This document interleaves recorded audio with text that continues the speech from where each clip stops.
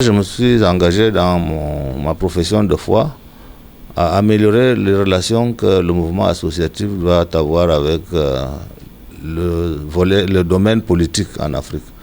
D'abord avec l'Union africaine parce qu'aujourd'hui il y a une rupture, et ensuite avec le gouvernement parce que nous pensons que les ministres des Sports et nous-mêmes, de temps en temps, nous devons nous concerter sur des stratégies communes.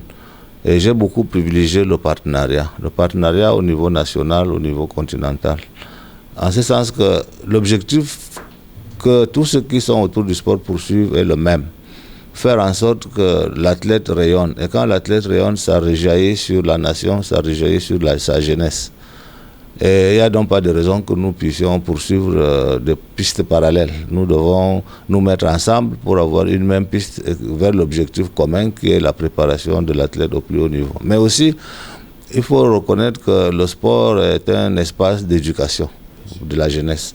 Et ce volet éducation de la jeunesse doit être fortifié. Jusqu'à présent, l'Afrique est allée aux compétitions juste pour le résultat. On a gagné ou on a perdu. Mais on n'a pas suffisamment mis en valeur le volet éducation de la jeunesse. Et nous pensons que ce volet éducation de la jeunesse est très très important pour former des citoyens responsables, respectueux des règles, respectueux des valeurs universelles, les valeurs de l'olympisme, pour une société apaisée, pour une société de paix. Et ce volet, je vais y mettre un accent tout particulier, en faisant en sorte que les comités olympiques fonctionnent bien, mais surtout que ce volet éducation occupe une place de choix dans la stratégie de chaque comité national olympique. Et je parlerai avec les ministres des Sports si je suis élu, pour que cet esprit de convergence d'efforts soit une réalité. Je pense qu'ici au Bénin, je l'ai vu. Hier, j'ai rencontré le ministre des Sports. Il s'est exprimé clairement sur sa volonté de soutenir mon collègue Julien Minavoie. Moi, au Cameroun aussi, je suis soutenu par le gouvernement et beaucoup d'autres pays le sont.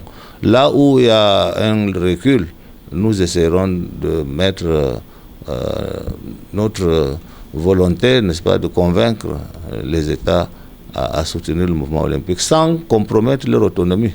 Parce que, vous savez, l'autonomie, comment on peut définir clairement la frontière? Et quand les gens s'entendent bien, les gens vous respectent, ils vous laissent votre espace de travail, vous respectez leur espace de travail et ensemble, vous faites un travail qui profite à ceux qui peuvent être les bénéficiaires. Donc, je pense que le problème d'autonomie ne se pose pas. Il faut simplement qu'il y ait une synergie d'efforts pour capitaliser, pour mutualiser, je dirais, les moyens et ainsi mettre ces moyens à la disposition du sportif. Une autre situation qui me préoccupe, c'est la protection de nos athlètes de talent. Parce que tous vont à l'extérieur. Ils vont en France, enfin en Europe, ils vont en Asie, ils vont partout dans le monde. C'est bien. C'est bien qu'ils aillent chercher où il y a des moyens. Mais je pense que nous ne devons pas perdre de vue que nous aussi, nous avons besoin de ces talents.